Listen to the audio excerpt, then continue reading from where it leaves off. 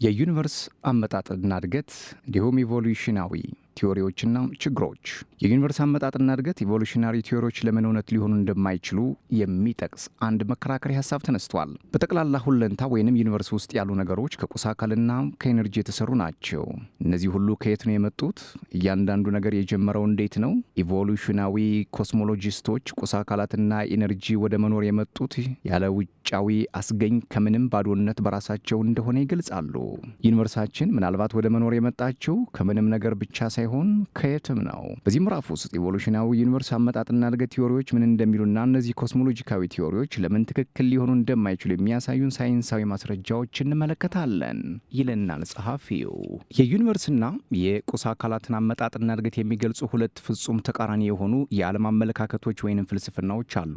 አንደኛው አመለካከት ኔቹራሊዝም ኢቮሉሽናዊ ፍልስፍናዊ አመለካከት ነው። እንደዚህኛው ሞዴል ዩኒቨርስ ራሷን የቻለች ነፃ ሰልፍ ኮንቴይንድ ነች። በዩኒቨርስ ውስጥ ያለው ቁስ አካልና ኢነርጂ ነገር ወደ መኖር የመጣው ያለምንም ውጫዊ ልዕለ ተፈጥሮ ሱፐርናቹራል ጣልቃ ገብነት በራሱና በተፈጥሯዊ ሂደቶች ነው።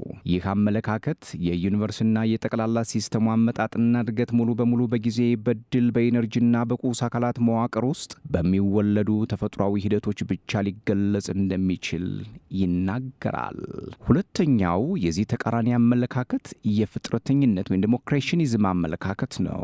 በዚህ ሞዴል ዩኒቨርስና በውስጧ ያሉ አካላት በራሳቸው የመጡ አይደሉም። ዩኒቨርስና በውስጧ የያዘችው ጠቅላላ ቁስ አካልና ኤነርጂ ወደ መኖር የመጡት ልዕለ ተፈጥሮ በሆነ ፈጣሪ በንድፍ በዓላማና በቅድ ሆነ ተብሎ ተፈጥረው ነው።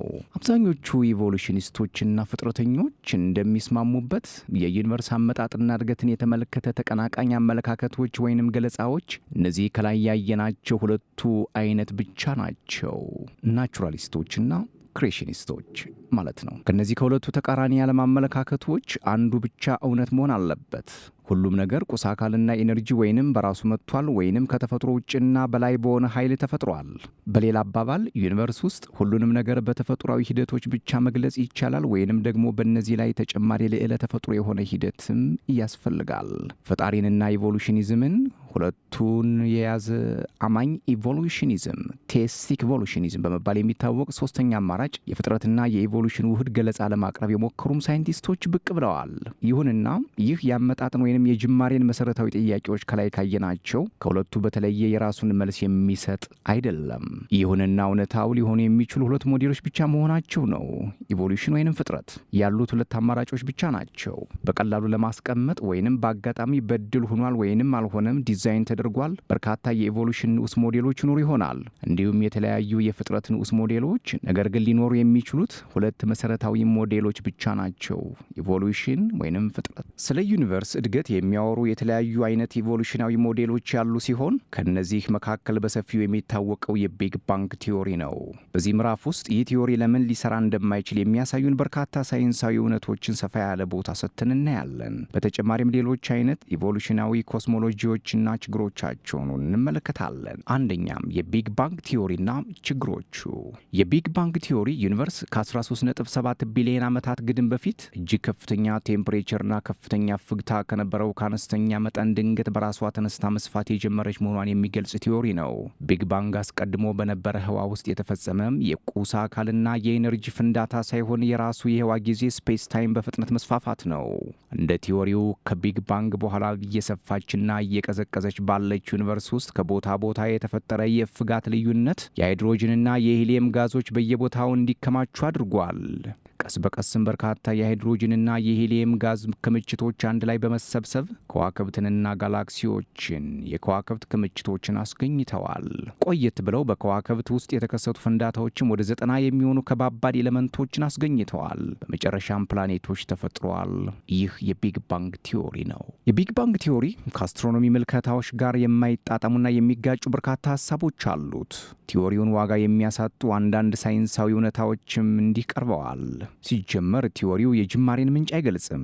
የቲዎሪው የመጀመሪያውና ዋነኛው ችግር የመጀመሪያዎቹን የኤነርጂ መጠነ ቁስ ምንጭ የማይገልጽ መሆኑ ነው። አብዛኞቹ የቢግ ባንግ ሞዴሎች የተለያዩ አይነት የቢግ ባንግ ሞዴሎች እንዳሉ ልብ ይሏል። ገለጻ የሚጀምሩት አስቀድሞም ከነበረ ከፍተኛ ኤነርጂ ወይንም ቁስ አካል በመነሳት ነው። ነገር ግን እነዚህ ከየት እንደመጡና እንዴት እዚያ ሊቀመጡ እንደቻሉ አይገልጹም። ክራውስኮፍ በመጀመሪያ ቁስ አካል እንዴት በታምር ሊመጣ እንደቻለ ይጠይቃል። በርካታ ሳይንቲስቶች በአንድ ነገር በቢግ ባንግ ቲዎሪ ደስተኞች አይደሉም። ዩኒቨርስ የተፈጠረችበትን ትክክለኛውን ዘመን ይሰጥና ነገር ግን ሁልጊዜ የሚነሱ ያልተመለሱ ጥያቄዎችን ይዘላል። በመጀመሪያ ደረጃ ቁስ አካል የመጣው ከየት ነው? ይሁንና አንዳንዶቹ የሚሰጡት ሁለት አይነት መልስ አለ። የመጀመሪያው የቢግ ባንግ ቲዎሪ ስለ ጅማሬ መግለጽ አያስፈልገውም የሚል ነው። ለዚህ የግራቪቲ ቲዎሪ ክብደት ከየት እንደመጣ የማይገልጽ መሆኑን እንደ ምክንያት ያቀርባሉ። ነገር ግን ዩኒቨርስ ስላካሄደቻቸው ሂደቶች ከመግለጹ በፊት መጀመሪያ ከየት እንደመጣች መግለጽ አለመቻል ቲዎሪው የተሟላ እንዳይሆን ያደርገዋል። ሌላው ይህ ጥያቄ ከቢግ ባንግ በተለዩ በሌሎች ቲዎሪዎች ሊመለሱ እንደሚችሉ የሚገልጽ ነው። ለዚህም የሚያቀርቡት የኳንተም ውጭቀት ወይም ኳንተም ፍላክቹዌሽን እና የዘላለማዊ ዩኒቨርስ ሀሳቦችን ነው። ነገር ግን እነዚህ ሁለቱም ጥያቄውን ፈጽሞ እንደማይመልሱት እንያቸው። የኳንተም ውጭቀት ወይም ኳንተም ፍላክቹዌሽን። የኳንተም ውጭቀት ወይም ኳንተም ፍላክቹዌሽን የፓርቲክልና የጸረ ፓርቲክል ጥንዶች ከኳንተም ኦና ወይንም ኳንተም ቫኪዩም ውስጥ ለቅጽበት ያህል ጊዜ እየዘለሉ እንደሚወጡና ነገር ግን ወዲያው ተመልሰው እንደሚጠፉ የሚገልጽ የዘመናዊ የኳንተም ሜካኒክስ ሀሳብ ነው። ኢነርጂና ጊዜ በፍጹም ትክክለኛነት ሁለቱም በአንድ ጊዜ ሊለኩ እንደማይችሉ የሚገልጹ የኳንተም ሜካኒክስ የኢ እርግጠኝነት መርህ ወይንም አንሰርቴኒቲ ፕሪንሲፕል ኳንተም ኦና ውስጥ ያሉ እውን ያልሆኑ ፓርቲክሎች ቨርቹዋል ፓርቲክልስ የፓርቲክልና የጸረ ፓርቲክል ጥንዶች እንደሚፈጠሩ ይገልጻል። በዚህ የኳንተም ሜካኒክስ ሀሳብ ላይ ችግር የለም። በኳንተም ኦና ኳንተም ቫኪዩም ውስጥ እውን ያልሆኑ ፓርቲክሎች ቨርቹዋል ፓርቲክልስ ስለመኖራቸው የኤክስፐሪመንት ማረጋገጫዎች አሉ። ችግሩ ይህን የኳንተም መካኒክስ ሀሳብ ለዩኒቨርስና ለጠቅላላ ቁስ አካላትና ኤነርጂ መገኛ ምንጭነት ለማዋል መሞከር ሎጂካዊ ስህተት ያለው መሆኑ ነው። አንደኛ የኳንተም ውጭቀት ቲዎሪ የመጣውና የሚሰራው በዩኒቨርስ ውስጥ ባለ በኳንተም ኦና ውስጥ እንጂ ከዩኒቨርስ መገኘት በፊት በነበረ ፍጹም ባዶነት ኢምፒቲነስ ውስጥ አይደለም። የኳንተም ኦና ፍጹም ባዶነት ሳይሆን በውስጥ ገና ያልተገለጡ ፓርቲክሎች በኤነርጂ መልክ የሞሉበት የዩኒቨርስ ክፍል የሆነ ኦና ነው። የዩኒቨርስን አመጣጥ ለመግለጽ የራሱን ዩኒቨርስን ክፍል እንደ ምንጭ አድርጎ መጠቀም ሎጂካዊም ስህተት ነው። ህዋ ጊዜ ወይም ስፔስ ታይም የዩኒቨርስ ክፍል እንደመሆናቸው ከዩኒቨርስ መፈጠር በፊት ሊኖሩ አይችሉም። ከዩኒቨርስ ተነጥሎ አስቀድሞ የነበረ ህዋና ጊዜ የለም። እነዚህ ከዩኒቨርስ ጋር ወደ መኖር የመጡ ናቸው። ይህ ማለት ከዩኒቨርስ መገኘት በፊት የኳንተም ውጭቀት የሚፈጸምበት ህዋ ጊዜ ስፔስ ታይም ሊኖር አይችልም። ዶክተር ሃርትኔት እና ባልደረባው እንዲህ ይሉናል። ዛሬ እውን ያልሆኑ ፓርቲክሎች የሚታዩት በኦና ቦታ ውስጥ ነው። በቀደምቱ ሲንጉላሪቲ ውስጥ ግን ቦታ አልነበረም። የኳንተም ኦናም እንዲሁ። ታዋቂው ኢቮሉሽናዊ ፊዚስት ፓውል ዴቪስም በተመሳሳይ እንዲህ ይላል። ቢግ ባንግ የህዋንና የጊዜ እንዲሁም የቁስ አካልና የኢነርጂ መገኛን የሚወክል ነው። ይህ ማለት ጊዜ ራሱ ወደ መኖር የመጣው ከቢግ ባንግ ጋር ነው። የኳንተም ኦና በውስጡ ከያዛቸው እውን ያልሆኑ ፓርቲክሎች ጋር ከዩኒቨርስ ጋር አብሮ የመጣ ስለሆነ ከዩኒቨርስ መገኘት በፊት እውን ያልሆኑ ፓርቲክሎችም ሆኑ የኳንተም ውጭቀት የሚያደርጉት ቦታና ጊዜ ሊኖሩ አይችሉም።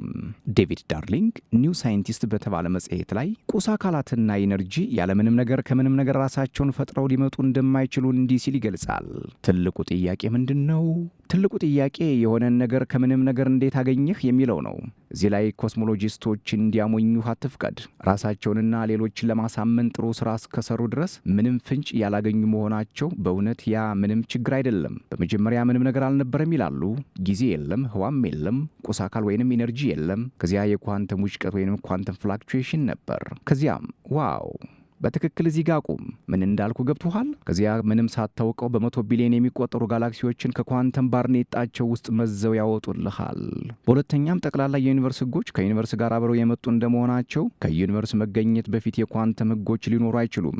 ይህን ተከትሎም ከዩኒቨርስ በፊት የኳንተም ውጭቀት ወይንም ኳንተም ፍላክቹዌሽን ሊኖር አይችልም። የኳንተም ውጭቀት የሚኖረው የኳንተም ህግ ሲኖር ብቻም ስለሆነ የምዕራብ አውስትራሊያ ዩኒቨርሲቲ ተመራማሪዎች ደግሞ ዩኒቨርስ ከኳንተም ውጭቀት ባልበለጠ ነገር ከባዶ ኦና ውስጥ ፈንድታ ወደ መኖር መምጣት ትችላለች ማለት ነው። አንዳንድ ሰዎች እንደዛ እንደሆነ ያስባሉ። ምንም እንኳ የኳንተም ሜካኒክስ ህጎች አስቀድመውም የነበሩ መሆን እንደሚገባቸው የረሱት ቢመስልም በዚህ ማንም ሰው ዩኒቨርስ ራሷ ከምንም ነገር ፈጥራለች ብሎ መናገር አይችልም። ከምንም ባዶነት ውስጥ ህዋና ኤነርጂ ቁስ አካል ራሳቸውን በራሳቸው ፈጥረው በድንገት እንደተገኙ የሚገልጽ ቲዎሪ ከመጽሐፍ ቅዱስ የዘፍጥረት ገለጻ ላይ ይበልጥ ትልቅ እምነት የሚሻ ሀሳብ ነው። ዘላለማዊ ዩኒቨርስ ኢቮሉሽናዊ ኮስሞሎጂስቶች የጅማሬን ችግር ለመፍታት የሚያቀርቡት ሁለተኛው ገለጻ ዩኒቨርስ ዘላለማዊ መሆኗንና ጅማሬ የሌላት መሆኗን የሚገልጽ ነው። ነገር ግን ሁለተኛው የቴርሞዳይናሚክስ ሕግና የኳንተም ሕግ የዩኒቨርስ ዘላለማዊነት የማይቻል መሆኑንና ጅማሬ ሊኖራት እንደሚገባ ያሳዩናል። እንግዲህ የሚቀጥለውን በሌላ ጊዜ ይዤላችሁ ቀርባለሁ። ሰብስክራይብ፣ ላይክ፣ ሼር፣ ኮሜንት እያደረጋችሁ ቤተሰብ ሁኑ። ሰላም።